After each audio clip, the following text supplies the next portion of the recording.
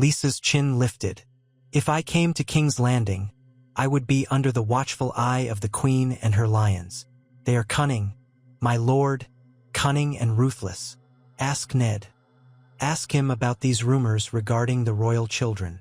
Her voice grew more strident, gesturing to Ned. Jon Arryn discovered secrets that threatened the Lannisters' hold on power. He was silenced for it. Robert's gaze flicked to Ned, and his jaw clenched. Lady Arryn, enough of that here. If you have proof, show it. If not, hold your tongue. I am not here to condemn my children without cause. I am here to see if I must call the banners against you. A bitter laugh escaped Lysa's lips. Then call them, if you will. We of the Vale will not kneel to a king who protects murderers. But if you are truly the Robert the First once knew, my husband's friend, a man of honor, then you will help us seek justice. Prove the Lannisters' guilt, avenge Jon Arryn, and you will have my fealty, as always. The hall erupted into mutters. Ser Barristan Selmy bristled. Ned could almost feel the tension pouring off the old knight. King Robert let out a bark of laughter, though there was no mirth in it. Are you giving me commands now, woman? He growled. By the gods, the arrogance. But he forced his tone steady. So, you claim you will remain loyal to the throne if I prove the Lannisters killed your husband. And if I fail to prove it, or if they're innocent, what then? Her lips thinned. Then I will withdraw from this game.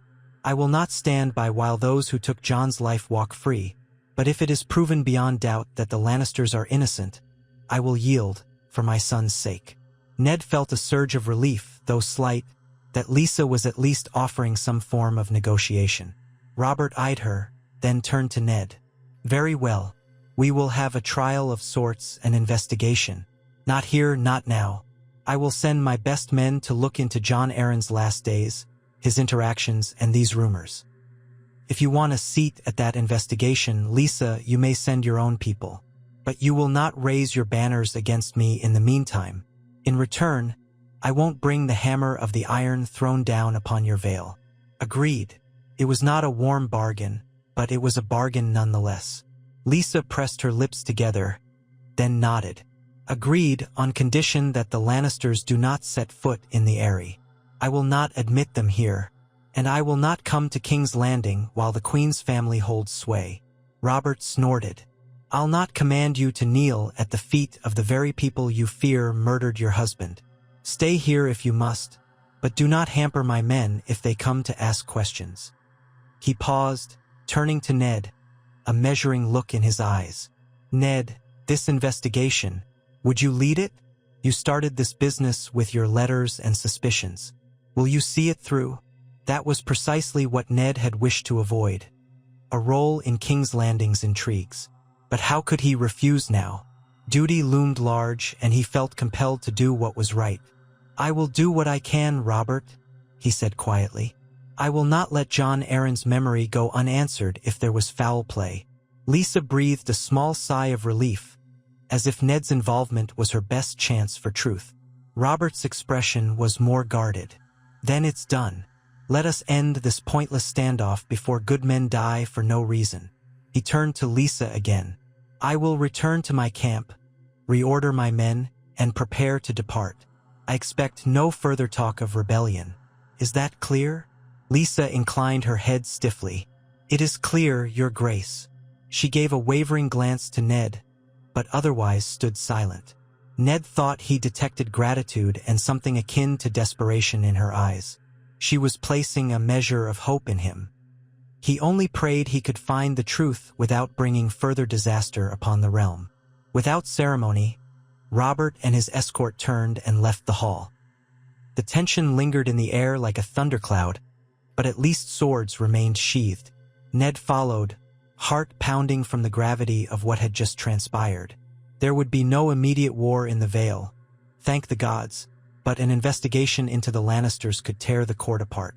If the rumors proved false, Lysa would be humiliated, and tensions might shift again. If the rumors proved true, then Robert might face the greatest betrayal of his life, and the entire realm would face the reality that the Baratheon line had no true heir on the Iron Throne. They mounted their horses in silence, returning down the pass toward the bloody gate. Robert seemed lost in thought, staring straight ahead. Ser Barristan rode nearby, glancing occasionally at the king. Yohn Royce remained impassive, as though the Vale's predicament weighed on him, but he would not show it in front of the southern men. Only the steady clop of hooves on stone broke the stillness. When they finally emerged from the pass, the portcullis rattled shut behind them. They saw the king's host arrayed in the fields, banners rippling in the midday breeze. Mace Tyrell and Jaime Lannister were in the midst of a heated argument near the front lines. It took only a few moments for the king's return to still their dispute. The two parted, though Jaime's glare lingered. Catelyn rode forward to meet Ned. Relief etched on her features when she saw that no blood had been spilled. King Robert gathered his principal lords for a brief council. "The Vale is not in open rebellion," he declared. "So gather your men and make ready to march for King's Landing. We'll depart on the morrow. Lady Arryn has agreed to let the Crown's appointed men investigate her accusations. There will be no war here unless they break faith, in which case the penalty shall be swift." Mace Tyrell puffed out his chest. "Of course, Your Grace," he said, as though it had all been his own plan.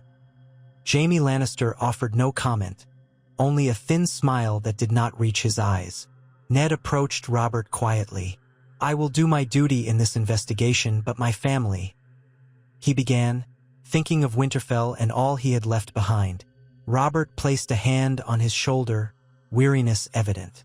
"Bring them south if you must, Ned, or leave them in Winterfell, but I cannot handle this alone.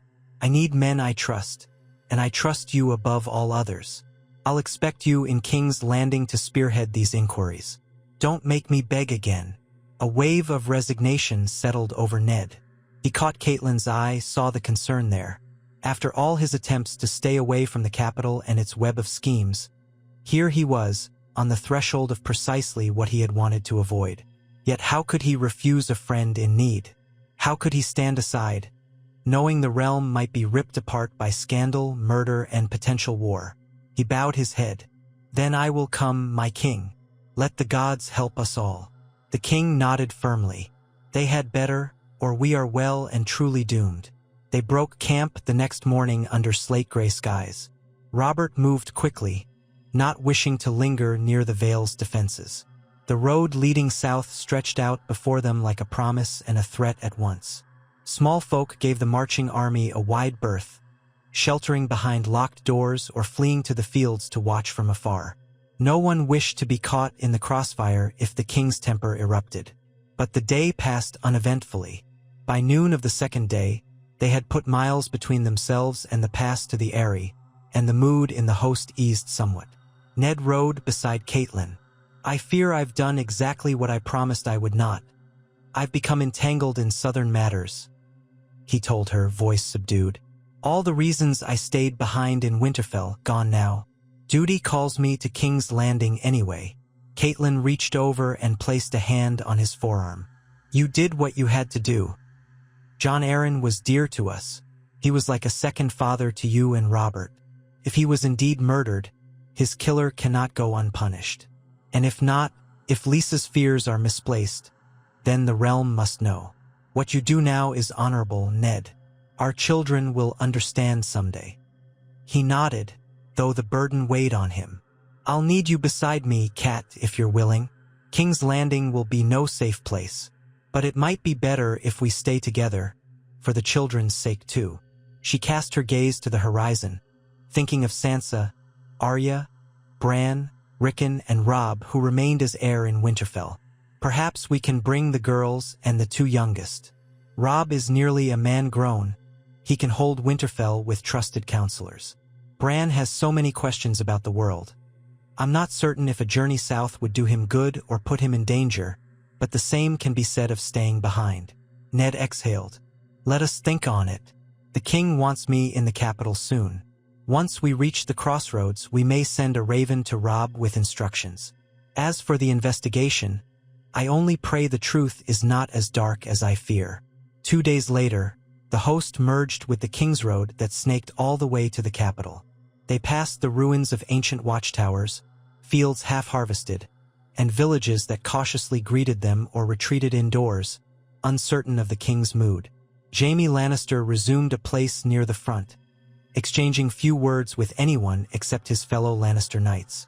Mace Tyrell lagged behind, accompanied by a considerable retinue from Highgarden, always chattering about how the harvest in the Reach was especially bountiful, and how he would host a grand tournament in King's Landing to celebrate peace in the Vale. Robert sometimes rolled his eyes at the man's endless babble. But behind that babble lay a significant reality. The Tyrells had brought a large force, and if war broke out, they would be a deciding factor.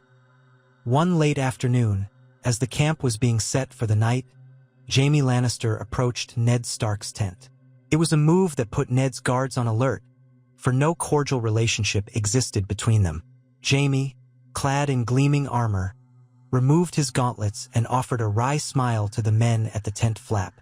"May I speak with Lord Stark?" he asked in that silky tone that belied his lethal skill. Ned emerged, seeing the Kingslayer standing there. He pressed his lips together. "Ser Jaime," he acknowledged. "To what do I owe the honor?" Jaime's green eyes flashed with mirth. "I come with a friendly warning, Lord Stark. You forced the king into investigating these rumors. That means you'll be investigating me, my sister, perhaps even our father. Take care, for rattling a lion's cage seldom ends well for the unwary." Ned arched a brow. "Is that a threat, sir?" Jaime chuckled, leaning on the pommel of his sword as though it were a casual pose. "A threat? From me? I merely wish to remind you that your life is dear to your family. What good will come of stirring this pot of accusations? If you're wise, you'll find no evidence of wrongdoing on our part. You'll conclude that Jon Arryn's death was a sad fever, nothing more. The Lannisters did not kill him, and my sister's children are the rightful heirs of the king. Then you can retire to Winterfell, safe in the knowledge that all is well." Ned felt his blood stir. "I will not lie about what I find, Jaime. If there was no crime, so be it. But if there was, I will not let it go unpunished." Jaime shook his head, a faint smile on his lips as though amused by Ned's stubborn honor. "Your father died in King's Landing for his sense of honor," he said softly. "I wonder if you've learned anything from that." Ned's jaw tightened. The memory of his father, Rickard Stark, executed by the Mad King, igniting old anger. "I learned that the Iron Throne can be occupied by men who commit atrocities, and that it's the duty of the honorable to stand against them. Now, if you have no further business, Ser Jaime, I'd prefer to see my family in peace." Jaime's eyes gleamed, but he inclined his head as though granting permission. "As you wish, Lord Stark. Remember my friendly advice." With that, he turned and strode off, golden hair shining in the dying sunlight. Ned watched him go, exhaling slowly. Something about Jaime's confidence chilled him. The Lannisters had grown used to weaving themselves so deeply into the realm that they believed themselves unassailable. If he uncovered truths that threatened their power, they would not hesitate to retaliate. He thought again of Catelyn, of his children, wondering if he was about to drag them into the lion's den. Meanwhile, 1,000 miles away, on the continent of Essos, Daenerys Targaryen stood on a balcony overlooking a vast stretch of grasslands. The Dothraki Sea it was called, though it was grass rather than water. Wind rippled through it, making waves of green. She rested her slender hands on the carved stone balustrade. Behind her, Khal Drogo's Khalasar swirled in a frenzy of preparation, for they were soon to depart Vis Dothrak, the sacred city. Her brother, Viserys, was nowhere to be seen at the moment, likely off skulking in frustration because Drogo had not yet given him the army he wanted to sail for Westeros. Daenerys closed her eyes and felt the warm breeze on her face. She was just beginning to find her place among the Dothraki, learning their language, their customs. She was no longer the frightened girl forced to marry a warlord to gain an alliance. Slowly, she was beginning to see herself as blood of the dragon. Yet the whispers from Westeros, of a king who sat upon the Iron Throne, grew more complicated by the day. Merchants passing through Essos carried rumors of unrest, of Robert Baratheon rallying forces or quelling rebellions. None knew that Eddard Stark had refused the position of hand, that Mace Tyrell now acted in that capacity. Nor did they suspect the swirl of rumor regarding the Lannisters and the king's children. The whispers Daenerys heard were half-truths at best. Still, one common theme she heard was that Robert's grip on the throne might be slipping. Viserys had seized on that notion, believing that the Targaryen restoration was at hand. If Robert was weak, if the Seven Kingdoms were fractured, the time for House Targaryen's return was ripe. Viserys insisted daily that Drogo must cross the narrow sea soon, but the call was in no hurry. Daenerys suspected that until Drogo felt personally motivated, some insult or some opportunity, he would not commit his riders to an ocean voyage. The Dothraki feared the sea as something unnatural. For now, Daenerys had to navigate the tension between her brother's demands and her husband's will, all while discovering her own path. Back in Westeros, Robert Baratheon's host made good time along the King's Road. The morning they reached the Crossroads Inn, where one road branched west to the Riverlands and the other continued south to the capital, Robert declared a day's rest. The men needed to reshoe horses and replenish supplies. Most of the army was to continue to King's Landing, but some outriders were sent toward Riverrun for reconnaissance, ensuring no hidden threats lurked in the Riverlands. Ned took advantage of the pause to pen ravens to Winterfell. He briefly summarized the situation. An investigation into Jon Arryn's death was to proceed. The Vale was pacified for now, and he would soon arrive in King's Landing as a reluctant investigator. He requested that Robb continue to hold Winterfell and added instructions for Maester Luwin to see to the daily governance. Then he and Catelyn discussed which of their children might accompany them. In the end, they decided to bring Sansa and Arya south, leaving Bran and Rickon in Winterfell with Robb. The girl's presence at court could be beneficial. Sansa, especially, might learn the graces needed if one day a marital alliance presented itself. Arya, though wild, should at least be near her parents, where Ned could keep a watchful eye on her rebellious streak. They would send word for them to make the journey as soon as feasible, escorted by a trusted guard. That decision weighed on Catelyn, for it meant dividing their family, but the realm's crisis demanded difficult choices. On the morning they departed from the Crossroads, the air felt charged. Robert seemed impatient to return to King's Landing and reclaim some semblance of normalcy. His men had marched long, and though they remained loyal, the presence of so many Lannisters in the ranks made for uneasy alliances. Mace Tyrell continued to prattle about a grand tournament he wanted to host, hoping to curry favor with the king and overshadow any Lannister influence. Jaime Lannister and his retinue rode with regal poise, rarely deigning to speak with the Tyrell contingent. And Ned Stark, flanked by a small group of northern guards, maintained a somber quiet, sensing the approach of storms. Eventually, the row of hills parted to reveal the wide expanse of the Blackwater Rush. Far in the distance rose the walls of King's Landing, a vast sprawl of dusty red roofs within the city's perimeter. The Red Keep itself crowned a rocky promontory, overlooking the waters. Smoke from countless chimneys clung to the sky, and the stench of the city reached them even at a distance. Robert exhaled, a mixture of relief and apprehension. "Home again," he said, though the word carried little warmth. Perhaps in his memory, Storm's End was home, not this city. But the Iron Throne demanded his seat in the capital. They crossed the city's gates in a torrent of steel and banners, the crowds parting to watch their king return. Some cheered, some muttered. The presence of so many heavily armed soldiers bred anxiety among the common folk. Robert led the column uphill to the Red Keep, with the gold cloaks of the city watch hastening to clear the streets. Jaime Lannister took it upon himself to ensure the king's personal guard maintained order, while Mace Tyrell and his followers moved in a separate column, waving to bystanders in a show of goodwill. Ned and Catelyn stayed close behind the king, remembering their last visit here years ago, the crowning of Robert after the rebellion, the revels that followed. Then, a sense of triumph had reigned.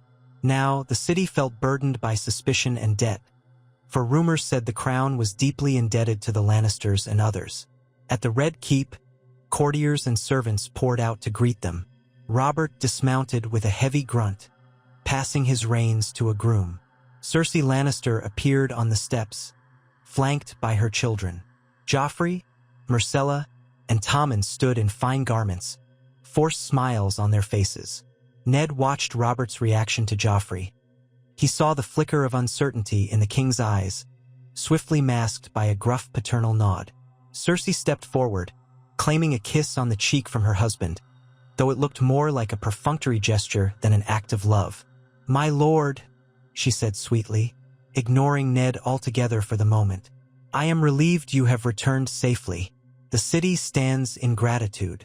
Robert grunted noncommittally, stepping aside so the flow of lords and knights could dismount and file in. Ned was among the last to enter, accompanied by Catelyn. Varys the Spider emerged from the throng, smiling his perfumed smile. "Lord Stark, how wondrous to see you in the capital again," the Master of Whisperers said, voice soothing. "The King's court has felt quite incomplete without the presence of Northern honor." Ned inclined his head. "Lord Varys, I hope the city has remained peaceful." He did not trust the eunuch, but neither did he wish to provoke him. Varys chuckled. "Peaceful enough, my lord, though the capital is ever a place of little intrigues. One hears this rumor or that, but seldom do they prove true. I trust your own journey was eventful,"